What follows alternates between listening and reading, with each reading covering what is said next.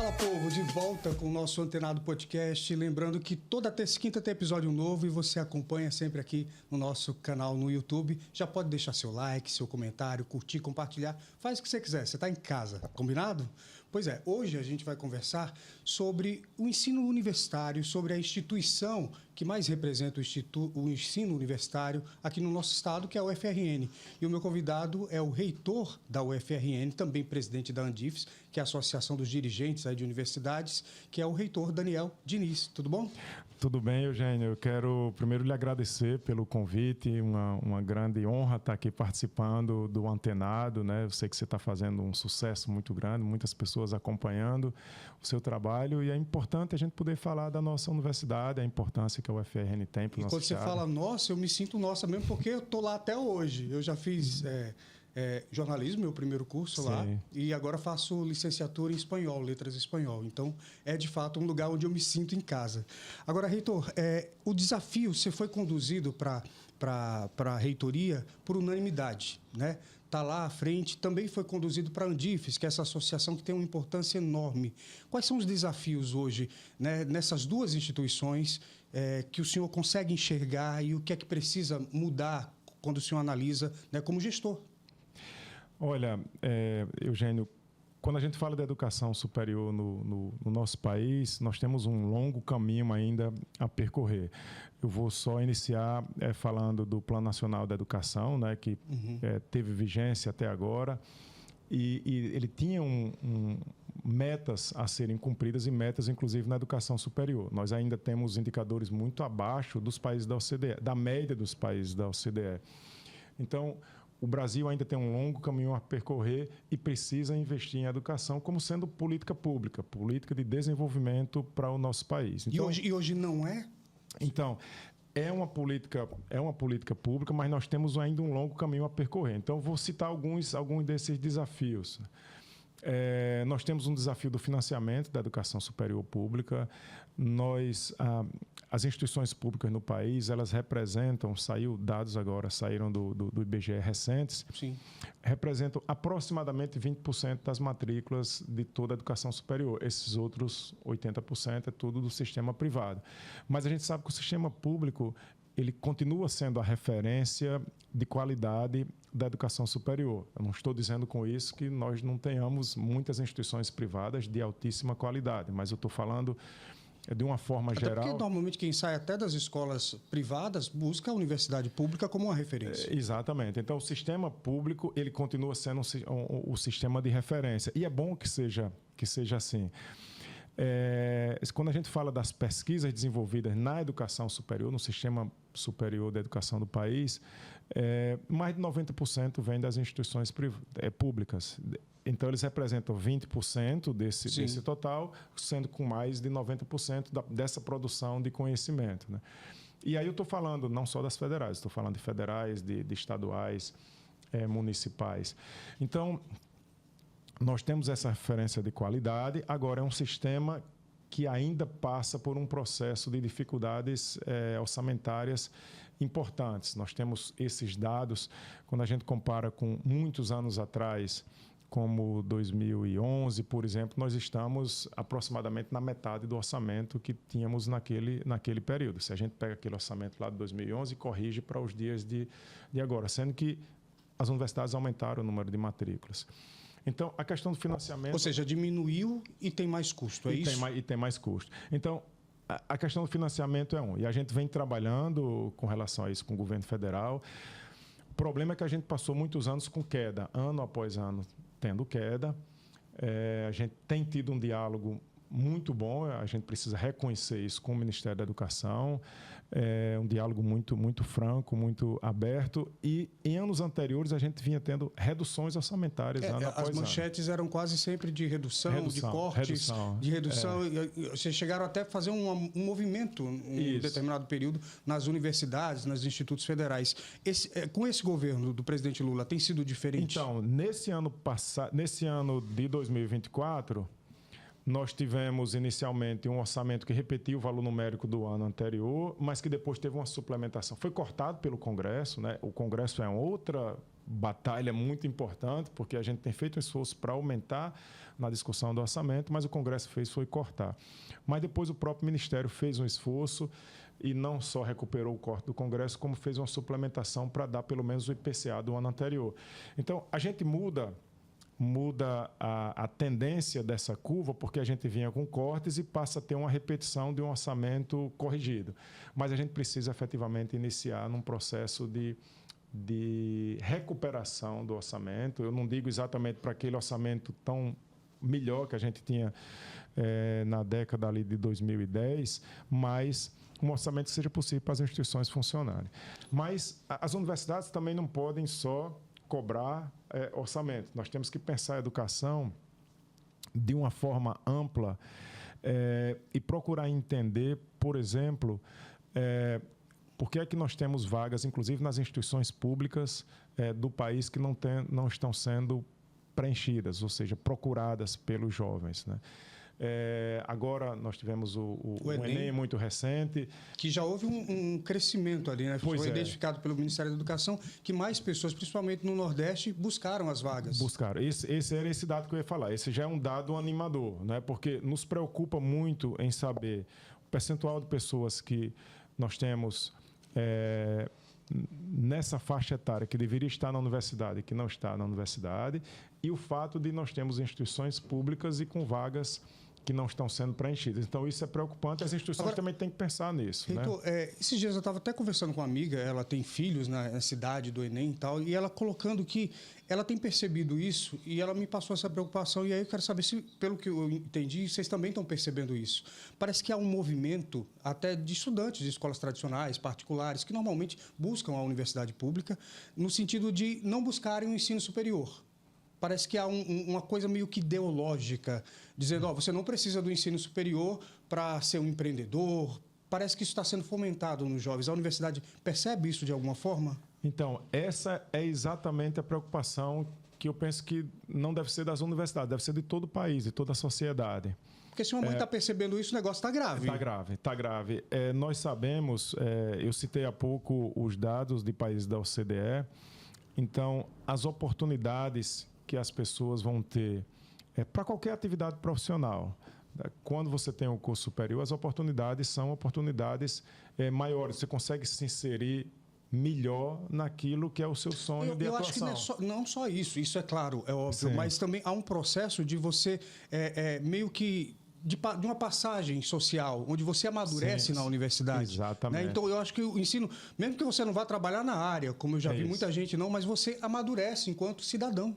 É exatamente isso, Eugênio. E quando a gente pensa de forma mais ampla num país melhor que nós queremos para o futuro, as pessoas passam a ter condição de contribuir muito mais e de uma forma, com uma consciência maior, quando você passou por esse amadurecimento, que o sistema universitário é parte disso, né? Então, e também tem essa questão, desculpa não interromper, mas que eu acho que tem a ver também, que se fala muito que a universidade doutrina as pessoas, né? E eu acho que isso também, essa pseudo-verdade que é colocada em redes sociais, tal, que a universidade não produz o que devia produzir e tal, isso acaba atrapalhando também. Pois essa é uma imagem que, às vezes, algumas pessoas têm da universidade, mas eu penso que vem de pessoas que talvez não passaram pela universidade. Nós passamos pela universidade pública, eu sei que você estudou na UFRN, eu também estudei na UFRN. O que as universidades têm, na verdade, é uma diversidade muito grande de pessoas, de origem, de forma de pensar, de como pensar o mundo. E tem, sim, pessoas que têm as suas ideias e que defendem no sistema universitário. Mas as universidades não são espaço de doutrina. Pelo contrário, as universidades elas devem ser espaço de incentivar o pensamento crítico. Eu penso que se você sai de um curso superior com essa capacidade maior de ter um pensamento crítico, eu penso que a universidade cumpriu bem o seu papel, né? Então, é esse amadurecimento mesmo que você estava falando que deve ser o papel da universidade. Então, não tem essa visão que algumas pessoas têm de que as universidades têm uma linha ou outra linha. Não é isso. As universidades elas devem ser um espaço de formação do pensamento crítico, né? voltando à questão do financiamento, sempre houve o envio de emendas para a universidade. Eu lembro que tempos atrás havia uma emenda para a universidade. Isso hoje acontece? Não acontece? Como está essa questão em relação ao financiamento da participação dos parlamentares, senadores e deputados? Então, isso tem variado. A gente observa, agora falando um pouco em nível nacional, na nossa associação de reitores, nós temos essa associação que envolve todas as universidades federais. Nós temos 69 no país e nós temos 2 Cefetes ainda. Houve a criação dos IEFs, né? Uhum. Alguns Cefetes passaram IEF, mas 2 Cefetes não passaram para IEF. Eles fazem parte da estrutura da universidade. Então, nós temos 69 mais 2 Cefetes. Alguns estados, as bancadas... Bom, é bom falar também que existem as emendas de bancada, né? E existem as emendas individuais. Né? As emendas de bancada, alguns estados destinam emendas para a educação naquele estado. E quando a gente fala em educação, a gente está falando nas universidades, nos IEFs. Aqui no estado, nós já tivemos emendas de bancada destinadas para a educação, mas que nós não temos tido nos últimos anos. A bancada tem colocado emendas para algumas obras inacabadas, como a questão da duplicação da BR-101 e da barragem de Oiticica, e mais emenda para o estado do Rio Grande do Norte, emenda para a cidade de Natal, e as universidades e o IEF não têm recebido essas emendas. Nós temos recebido algumas emendas individuais, né, emendas parlamentares individuais. Então, a UFRN, todos os anos nós fazemos esse trabalho de conversar com todos os parlamentares do nosso estado. São 8 deputados federais, 3 senadores, nós visitamos todos. E como é a recepção? A recepção é sempre muito positiva, né? Um diálogo sempre muito bom, muito tranquilo. Mas esse diálogo se torna algo real, então, material? Alguns parlamentares têm apoiado. Eugênio, nós tivemos sucesso com alguns apoios importantes, né? Como, por exemplo, a Escola de Medicina lá em Caicó, a Escola Multicamp. Nós estamos finalizando, já fizemos a mudança para o prédio da escola, né? Nós estávamos no prédio era alugado da Liga Norte-Rio-Grandense contra o câncer e mudamos agora para um prédio dentro do campus da universidade e nós tínhamos iniciado esse prédio e quase que a totalidade dos recursos vieram de emenda. Então, tem parlamentares que têm colocado emendas. Agora, nem todos, né? Então, a gente continua conversando sobre as emendas parlamentares. Essas emendas elas vêm para aquele algo mais, para o investimento, digamos assim. Exatamente. A gente precisa entender como sendo sendo a Universidade Federal, o governo federal precisa ser responsável pelo financiamento da instituição. Agora, a gente entende também que há investimentos que precisa de um apoio daquele estado, da bancada. Nós não temos tido já há um tempo recurso de investimento para as universidades, mas agora foi aprovado o PAC, né, o PAC da Educação, e cada universidade foi contemplado com algumas obras, né? No nosso caso, aqui no Campus Central, em Natal, nós priorizamos a finalização de uma obra que é o Teatro de Artes, do Departamento de Artes. É um teatro que tinha iniciado, mas tem toda a parte interna que precisava ser finalizada. Isso foi priorizado e todas as outras obras priorizadas foram obras no interior. Então, nós temos campus em 4 cidades, né? Além de Natal, nós temos em Macaíba, em Santa Cruz, Currais Novos e Caicó. E colocamos obra nesses 4 campi, né? Reitor, com relação, se a gente puder comparar o UFRN em relação a outras universidades, como é que a gente qualifica ela hoje, né? Há algumas questões de notas, né, de atribuições de valor às instituições. Como é que está a UFRN nesse sentido em relação também à estrutura? Olha, Eugênio, a UFRN tem passado por um processo de amadurecimento muito significativo.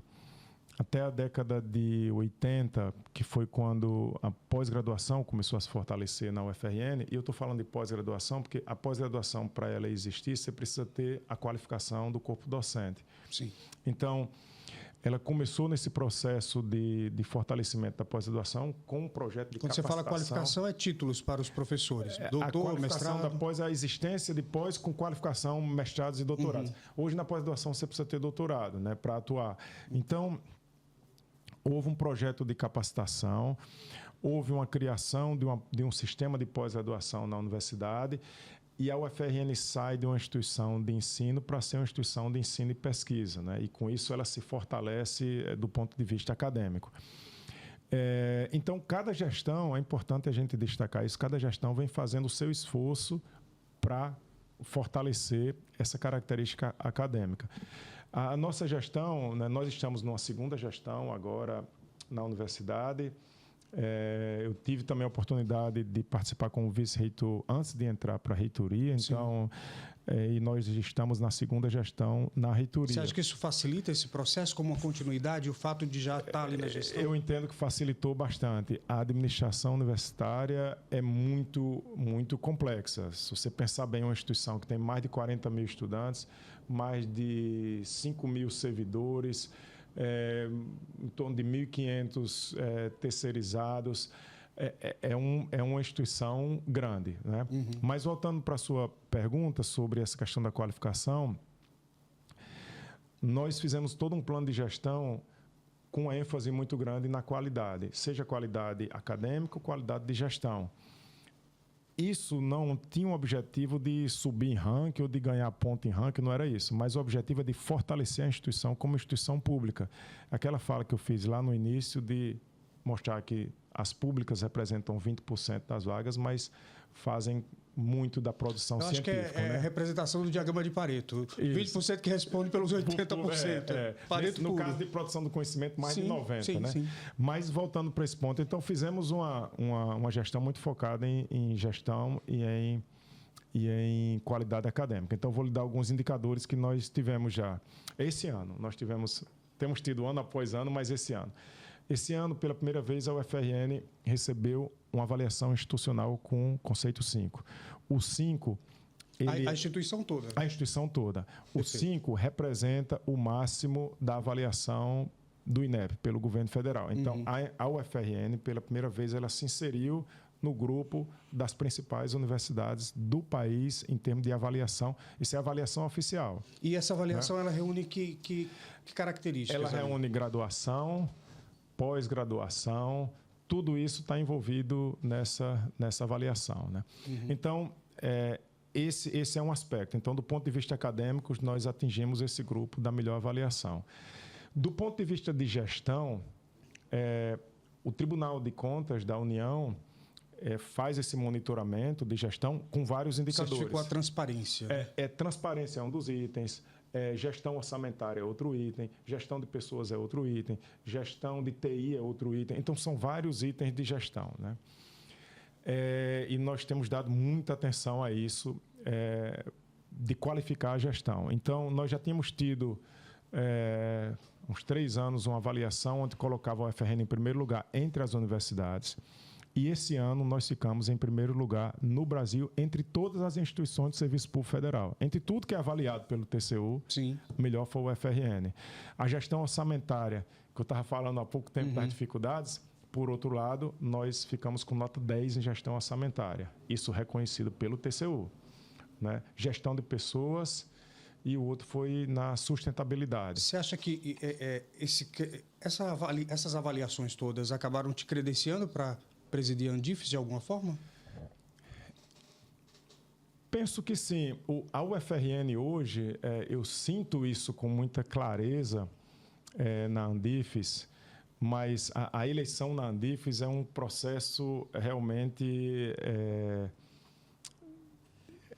É uma entidade feita só por reitores e reitoras, né?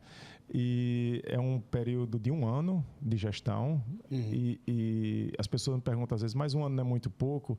Eu estou na presidência agora, eu sei claramente que 1 ano não é pouco, porque é 1 ano de muita coisa.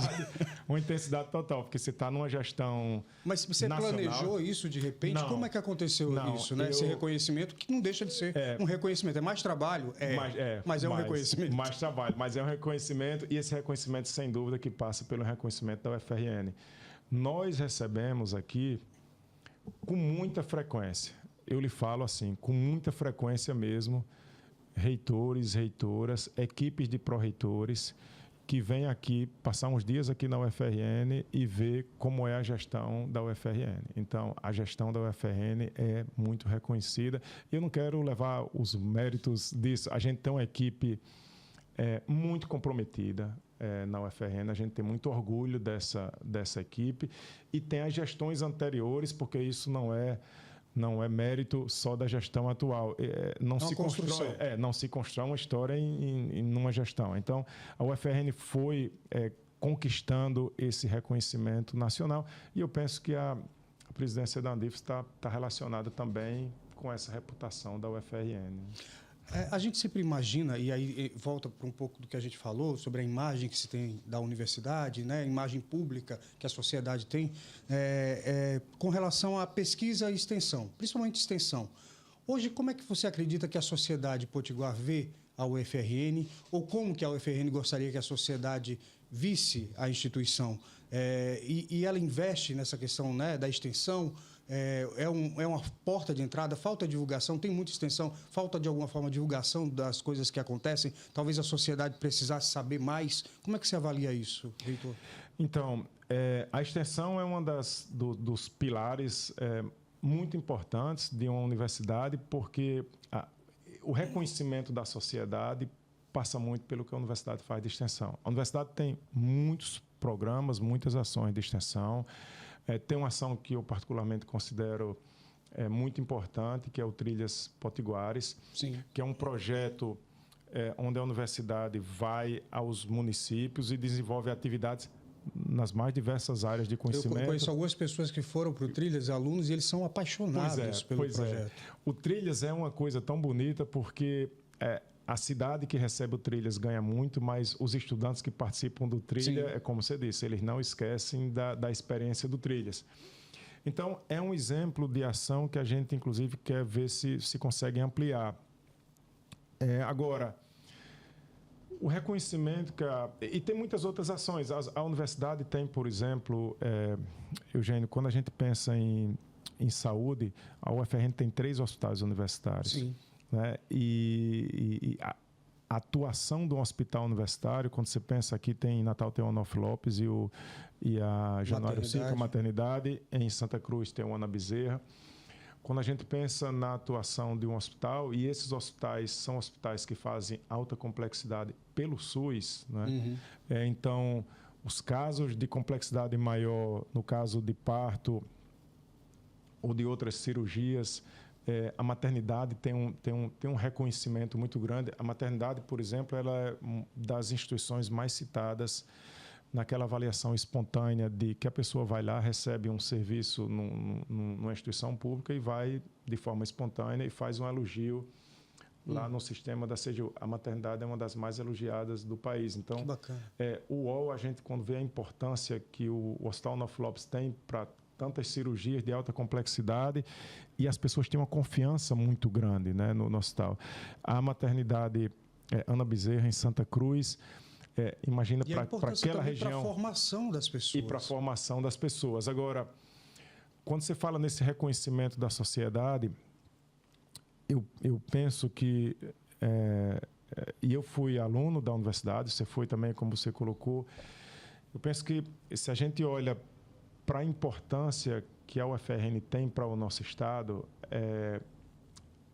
eu penso que a sociedade precisa entender que é uma instituição que é da sociedade e que precisa ser muito valorizada pela sociedade, mas não que isso seja um trabalho feito pela comunidade da UFRN, mas por toda a sociedade, de valorizar uma instituição que tem um papel muito importante para o Estado. Uma vez já me falaram isso, eu acho que é uma forma boa de você exemplificar. Você imagine agora, pega o Estado do Rio Grande do Norte e tire a UFRN. Aí você imagina tudo que já aconteceu, que a UFRN já construiu, a sua formação, por exemplo, né? E tantas outras coisas que a UFRN construiu. Então, o que seria do Estado do Rio Grande do Norte sem a UFRN? Né? Isso mostra a importância que a UFRN tem para que o nosso Estado possa se desenvolver. Agora mesmo eu estava conversando com a missão de Portugal, eles estavam falando de parques reconhecidos pela Unesco, né? A gente tem um geoparque aqui no estado, né? Que foi um projeto que foi iniciado com o FRN, né? Que recebeu a chancela da Unesco depois, e que isso pode ter um diferencial muito grande para aquelas cidades ali, Coas Novas, Acari, toda aquela região, com esse tema geoparque, seja em turismo, seja, enfim, várias outras ações. Você tem também, né? As questões de pesquisa, você tem o Instituto do Cérebro, a Metrópole Digital. Tudo isso está na UFRN e às vezes as pessoas nem sabem. Essas instituições parecem que têm vida própria também. Elas têm uma produção científica muito forte e muito presente em todo o país até. Exato. Quando você falou no Instituto Metrópole Digital, a gente fala muito em parque tecnológico. Né? O primeiro parque tecnológico é um parque urbano aqui em Natal, é chamado Parque Metrópole. Foi um projeto da universidade. Então, existe toda uma área no entorno ali do campus, onde as empresas, quando se instalam, empresas de TI, elas têm incentivos para se instalarem lá. São mais de 100 empresas. Esse número cresce a cada dia. Eu não estou com o número de hoje, mas bem mais do que 100 empresas instaladas. Muito dinâmico. Muito dinâmico. Isso faz com que venham empresas se instalar ou empresas de estudantes que se formam no Instituto Metrópole Digital e que vão instalar empresas. Né? O Instituto do Cérebro faz pesquisas que são reconhecidas internacionalmente, e que dá muito prestígio também para a nossa instituição. Então, são muitas as áreas que a instituição tem contribuições muito impactantes e significativas para o nosso Estado. E o importante é a gente, enquanto sociedade, valorizar isso e valorizar a universidade que nós temos aqui. Eu me formei também nela e tenho muito orgulho em engenharia e tenho muito orgulho de ter sido formado na UFRN. Agora, reitor, quando você não está pensando na UFRN, o que é que o senhor gosta de fazer? Eu vi que você parece uma pessoa muito discreta. Descobri até que você não tem rede social. Depois quero saber por quê. Mas o que é que você gosta de fazer quando gosta de ler, gosta de viajar? Qual é o passatempo do reitor Daniel Diniz para a gente conhecê-lo um pouco mais? Então, Eugênio, eu tenho uma vida muito discreta mesmo, nunca consegui ter rede social. O mais próximo de rede social que eu consegui chegar foi o WhatsApp, porque o WhatsApp, eu acho que deixou de ser coisa social e passa a ser uma ferramenta de trabalho. É quase o telefone, né? A gente atende. E aí, esse aí realmente é importante. Mas também não tenho nenhum problema com rede social. A UFRN tem um Instagram, tem Facebook, tem todos esses canais.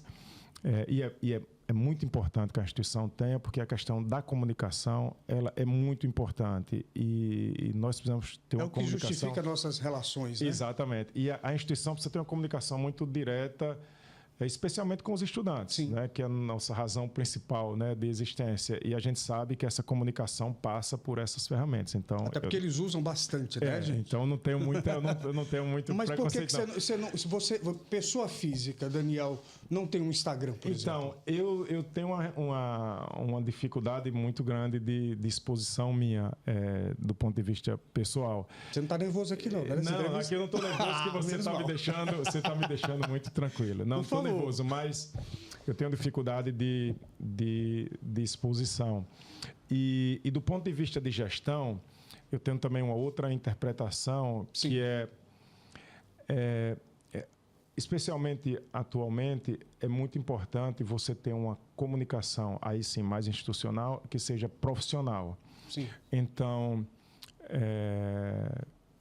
cada gestor tem o seu perfil. E aqui eu não estou fazendo nenhum juízo de valor de nenhum tipo de perfil, mas o perfil que eu tenho é muito mais que essa comunicação ela seja conduzida por pessoas às profissionais. Vezes, não sei se você percebe isso, mas às vezes aquilo que você coloca numa rede social sua pessoal é meio que desvirtuado. Exatamente. Né?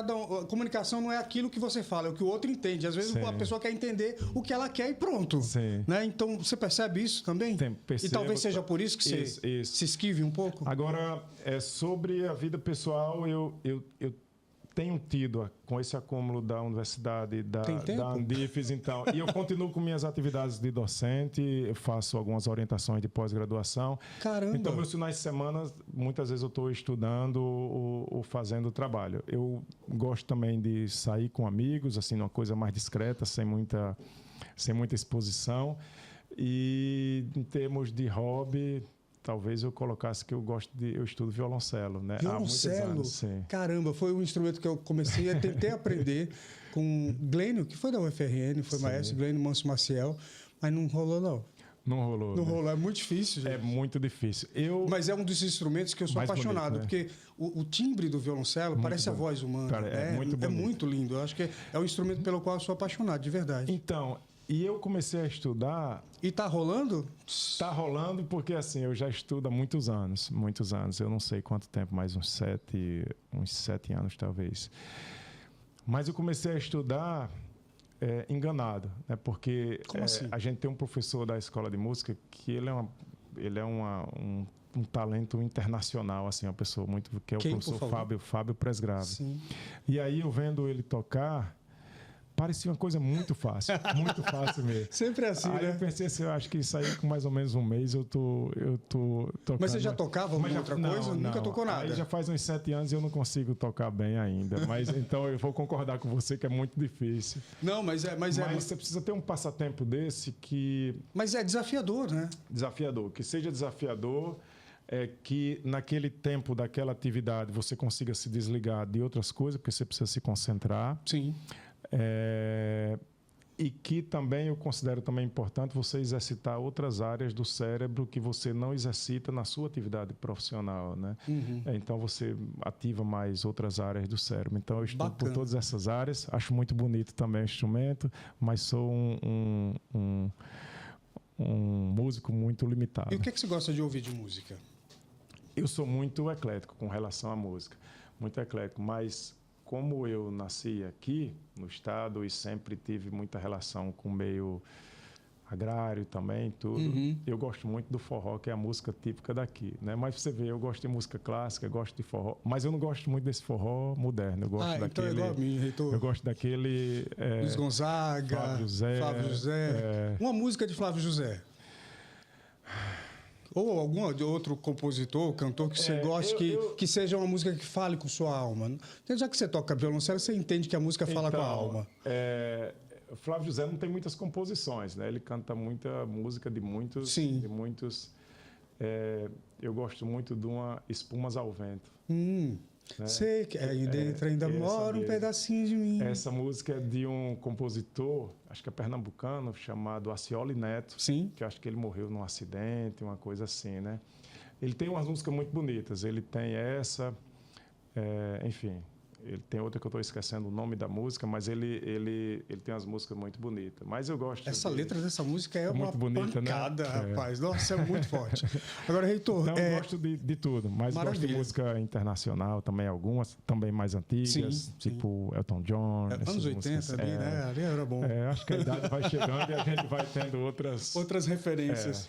Agora, Reitor, qual é o legado que o senhor imagina, enquanto pessoa, que o senhor está deixando para o mundo, né? Com o seu trabalho, com o seu jeito, com a sua personalidade? Você acredita nessa questão do legado pessoal? Olha, gente, eu posso lhe dizer que eu não penso muito nisso, no legado que eu vou deixar, mas eu tô chegando à metade de um segundo período, né? Tive 2 eleições que tive um reconhecimento importante. Sou grato à comunidade universitária, né? Que eu tive 2 eleições que a gente não teve disputa nas 2. Aumenta a responsabilidade, né? Aumentou muito a responsabilidade. Você é unanimidade. Não sou unanimidade. Não, é o que eu digo assim, mas é quase uma unanimidade. Mas, assim, foram 2 reconhecimentos importantes. E o que eu procuro fazer é me dedicar todos os dias à instituição. Talvez as pessoas depois lembrarem de uma pessoa que era muito dedicada e que serviu com todo o seu empenho à instituição. Então, eu sou um grande defensor da educação pública. Acho que isso precisa ser uma política. O senhor estudou em escola pública a vida inteira? Não, eu estudei escola pública a vida inteira, não. Até o ensino médio eu fiz em escola privada, mas entrei na UFRN. Defendo isso com muita firmeza. Por acreditar. Por acreditar. Entendo que isso precisa ser uma política pública mesmo de desenvolvimento. As pessoas precisam ter oportunidade de estudar em boas universidades. E isso é um ganho para o país. Então, se fala muito educação é investimento, mas eu não gosto de dizer essas frases prontas, mas acredito fortemente nisso, né? Que não há como um país ter desenvolvimento socioeconômico. Eu sempre pensei em educação como algo transformador. Para mim, a palavra é essa, transformação. Né? A gente vê mudanças. Você não muda só você com a educação, você muda o seu entorno, a sua família, né? Os seus amigos. Você passa a ser uma referência. Eu tiro por mim, que sou filho de uma costureira e de um motorista de ônibus da Cabral. Então, eu mudei a geografia familiar a partir do momento que eu me formei, que eu busquei a educação. Então, eu tenho para mim que a educação é transformação. Agora, reitor, quando a gente vê a sua personalidade, ela foi formada por várias experiências. E aí eu pergunto, que experiências te inspiram, de alguma forma, na sua vida pessoal mesmo? Ou encontros que acabam trazendo essa inspiração para ser quem você é? Eu penso que você colocou muito bem, quando a gente, na nossa vida, à medida que o tempo passa, a gente tem inspirações em várias pessoas. Né? São muitas pessoas que nos inspiram, né? Eu acho que é natural que seja familiares, pais, mães, irmãos. São os primeiros exemplos. São os primeiros exemplos, né?